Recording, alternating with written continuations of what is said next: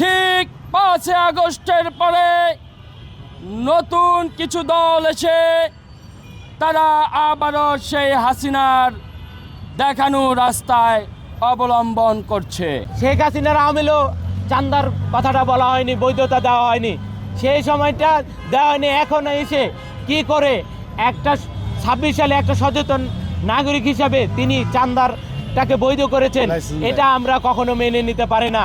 বিগত সময়ে ফ্যাসিস্ট হাসিনার ছত্রছায়ায় যত সংগঠন ছিল তারা যেভাবে বাংলাদেশকে চাঁদাবাজি রূপে আখ্যায়িত করেছে, ঠিক 5 আগস্টের পরে নতুন কিছু দল এসে তারা আবারও সেই হাসিনার দেখানো রাস্তায় অবলম্বন করছে। একজন মন্ত্রী তিনি বলেছেন সমঝোতার ভিত্তিতে যদি টাকা পয়সা লেনদেন হয় সেটা নাকি চাঁদা নামে আখ্যায়িত হবে না।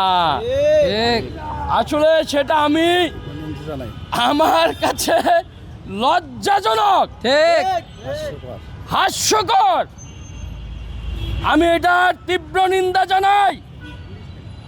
শত শহীদের রক্তের বিনিময়ে আজকে আপনারা এই চেয়ারে বসেছেন, সেই চেয়ারের মূল্য দিতে জানেন না। আপনারা চাঁদাকে বলতেছেন সেটা চাঁদা হিসাবে আখ্যায়িত হবে না। আপনারা দেখেছেন তারা 5 আগস্টের আগে তারা কিভাবে পুলিশের গাড়িতে ছেঁচড়ানি খাইতো না? এখন এসির তলে ঢুকে সুন্দর চেয়ারে বসে টাকার লোভ দেখে আপনারা সামলাইতে পারেন নাই। এটার তীব্র নিন্দা জানাই। যে সকল ড্রাইভার শ্রমিকেরা আছেন তাদের যে দুর্ভোগ তৈরি হয় চাঁদার মধ্যে দিয়ে, এমনিতে শেখ হাসিনার আমলেও চাঁদার কথাটা বলা হয়নি, বৈধতা দেওয়া হয়নি, সেই সময়টা দেওয়া হয়নি। এখন এসে কি করে একটা 26 সালে একটা সচেতন নাগরিক হিসাবে তিনি চাঁদারটাকে বৈধ করেছেন, এটা আমরা কখনো মেনে নিতে পারি না। জাতির কাছে এবং সরকারের কাছে প্রশ্ন, এবং তারেক জিয়ার কাছে প্রশ্ন যে আপনি যে সকল আপনার আন্ডারে যে সকল মন্ত্রী বানিয়েছেন আপনি একটু খোঁজ নিয়ে দেখবেন তারা কিভাবে চাঁদাটাকে বৈধ করেছেন।